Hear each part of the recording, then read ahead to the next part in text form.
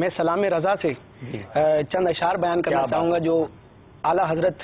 امام احمد رضا خان علیہ رحمت الرحمن نے صدیق اکبر رضی اللہ تعالیٰ عنہ کی نظر کی ہے۔ کیا بات! آپ فرماتے ہیں سایہ مصطفیٰ، ویسے تو نبی پاک علیہ الصلوۃ والسلام کا حصی طور پر سایہ نہیں تھا، لیکن حضور علیہ الصلوۃ والسلام کے جانشین ہونے کے اعتبار سے سایہ مصطفیٰ مایہ استفا عز و ناز خلافت پہ لاکھوں سلام، یعنی اس افضل الخلق بعد الرسل، یہاں اعلیٰ حضرت عقیدے کا بیان فرماتے ہیں، یعنی اس افضل الخلق بعد الرسل ثانی اثنین ہجرت پہ لاکھوں سلام، اصدق الصادقین یعنی سب سچ بولنے والوں میں سب سے بڑے سچے، اصدق الصادقین سید المتقین چشم و گوش وزارت پہ لاکھوں سلام۔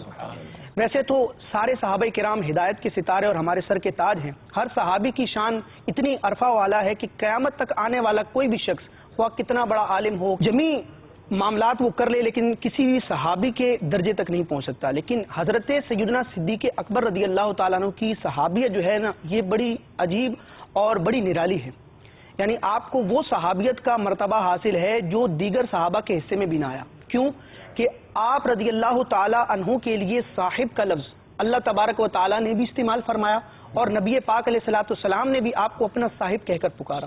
میں آیت مبارکہ پڑھتا ہوں، اس آیت مبارکہ کے تحت علماء فرماتے ہیں کہ حضرت ابو بکر صدیق رضی اللہ تعالیٰ عنہ تمام صحابہ کرام میں وہ شخصیت ہے، وہ واحد شخصیت ہے جن کی صحابیت، جن کا صحابی رسول ہونا قرآن کی آیت سے اللہ کے کلام سے ثابت ہے، یعنی آپ کی صحابیت قطعی الثبوت اور قطعی الدلالہ ہے۔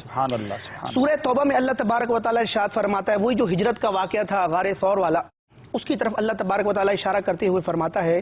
ثانی اثنین، ثانی کہتے ہیں دوسرا، اثنین کا مطلب دو، دو میں سے دوسرا، یعنی صدیق اکبر رضی اللہ تعالیٰ عنہ، ثانی اثنین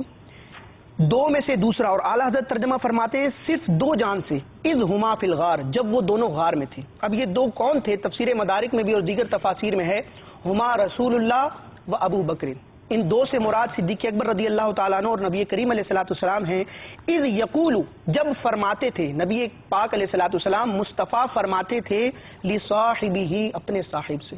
ابھی جو صاحب کا لفظ استعمال ہوا، مفسرین فرماتے ہیں اس صاحب سے مراد صدیق اکبر ہے۔ تفسیر جلالین میں علامہ جلال الدین نے بھی صاحب کی تفسیر ابی بکر سے کی، اور علی بن سلطان ملا علی قاری نے مفسرین کا اجماع اس بات پر نقل کیا ہے کہ اللہ تبارک و تعالیٰ کے اس کلام میں صاحب سے مراد صدیق اکبر ہے۔ یہ وہ لفظ ہے جس سے آپ کی صحابیت جو ہے وہ قطعی الثبوت ثابت ہوتی ہے۔ اذ یقول لصاحبہ، جب اس نے یعنی مصطفیٰ علیہ الصلوۃ والسلام نے اپنے صاحب یعنی صدیق اکبر سے فرمایا لا تحزن، غم نہ کھا، ان اللہ معنا، بے شک اللہ تعالی ہمارے ساتھ ہے۔ اسی طرح ترمذی شریف کی حدیث پاک ہے، حضرت عبداللہ ابن عمر خلیفہ ثانی امیر المومنین غیظ المنافقین، حضرت عمر بن خطاب فاروق اعظم رضی اللہ تعالیٰ عنہ کے شہزادے ہیں، خود بھی صحابی ہیں۔ اب یہاں دیکھیں کہ دوسرے خلیفہ کے شہزادے ہیں اور پہلے خلیفہ کی فضیلت بیان کر رہے ہیں، تو صحابہ کرام میں اور خلفائے راشدین میں بڑا اچھا ماحول تھا، کتنا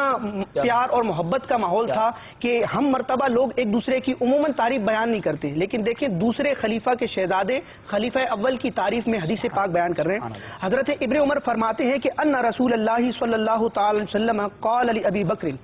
رسول اعظم صلی اللہ تعالی وسلم نے صدیق اکبر رضی اللہ تعالیٰ عنہ کو مخاطب کر کے فرمایا انت صاحبی علی الحوض و صاحبی فی الغار، اے ابو بکر تم حوض کوثر میں بھی میرے صاحب، میرے ساتھی ہوگے، اور غار میں بھی تم میرے ساتھی اور صاحب۔